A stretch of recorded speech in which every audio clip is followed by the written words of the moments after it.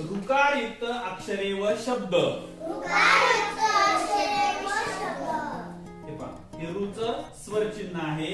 क ते ज्ञ या 36 अक्षरापैकी 15 अक्षरापासून ऋकारयुक्त शब्द तयार होतात इथपर्यंत. आणि 16वा अक्षर आहे ऋ. ऋ पासून हा एक ऋषी शब्द तयार होतात. आता माझ्या पाठीमागे सगळ्यांनी म्हणायचं आहे. कृ कृपा, गृ गृहपाठ, घृ घृणा, तृ तृतीय, दृ दृष्टी, ध्रु ध्रुव, नृ नृप, पृ पृथ्वी, भ्रु बृहत, भ्रु भृतहरी, मृ